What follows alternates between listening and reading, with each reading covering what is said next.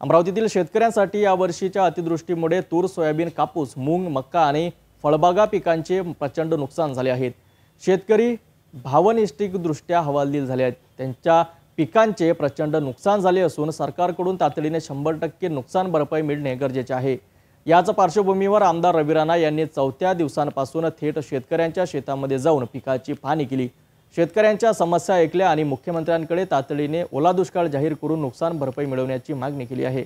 बडगाव, जिरे, पारडी, अंजनगाव, बारी, गोविंदपूर, भानखेडा, बुजुर्ग, भानखेडा, खुर्द, उदखेड, अर्राड, कुर्हाड, कस्तुरा, मोगरा, हातला, बोडणा, पोहरा, इंदला, मासोद, राजुरा, परसोडा, पिंपळखुटा, बडगाव, माहोरे या गावांमध्ये आमदार रवी राणा यांनी शेतकऱ्यांच्या पिकांची पाहणी केली। शेतकऱ्यांच्या पिकांमध्ये कापूस, सोयाबीन, मूग, तूर, संत्रा, मोसंबी, मका या पिकांचे मोठ्या प्रमाणात नुकसान झालेले दिसून आले।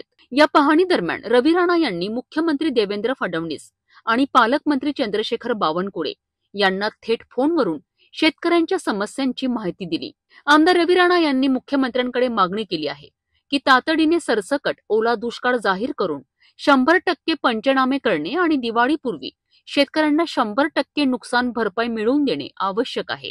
या दौऱ्यात तहसीलदार विजय लोखंडे, बंडरा पोलीस निरीक्षक सुनील चव्हाण, तालुका कृषी अधिकारी, विद्युत विभागाचे अधिकारी आणि विविध सरपंच, उपसरपंच तसेच ग्रामस्थ उपस्थित होते। रवी राणा यांनी सर्व अधिकाऱ्यांना कडक निर्देश दिले आहेत की शेतकऱ्यांना येणारी नुकसान भरपाई हयगय न करता तातडीने जमा करावी, कारण शेतकऱ्यांचे पैसे त्यांच्या हक्काचे आहेत। आवाज आहे पुऱ्या जिल्ह्याचा। गेल्या 4 दिवसापासून जी मी जिल्ह्यामध्ये फिरत आहे सगळ्याची माहिती मुख्यमंत्र्याला देत आहे आणि या माहितीनुसार राज्याचे महसूल मंत्री जे आहे, पालकमंत्री अमरावती जिल्ह्याचे बावनकुळे त्यांना माहिती देत आहे। राज्याचे मुख्यमंत्री देवेंद्र फडणवीस साहेबांना माहिती दिलेली आहे की आता ओल्या दुष्काळाशिवाय कुठला पर्याय नाही आहे, सरसकट नुकसान भरपाई दिली पाहिजे। आज सोयाबीन सोंगतो म्हटलं तर सोंगायलाही पुरत नाही अशी परिस्थिती झालेली आहे। म्हणून लवकरात लवकर दिवाळीच्या आधी शेतकऱ्यांच्या खात्यामध्ये पैसे मिळाले पाहिजे। दिवाळी शेतकरी चांगली झाली पाहिजे।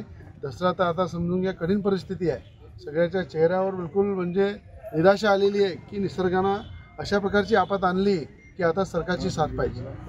शेतकऱ्यांसाठी हा दौरा फक्त औपचारिक पाहणी नव्हता, तर त्यांच्या समस्याकडे लक्ष देण्याचा आणि तातडीने उपाय मिळवण्याचा उपक्रम होता। आता प्रशासन आणि सरकारने या मागण्या मान्य करून शेतकऱ्यांना न्याय मिळवून द्यावा, अन्यथा शेतकऱ्यांच्या हक्कासाठी तीव्र आंदोलनाची शक्यता निर्माण होईल।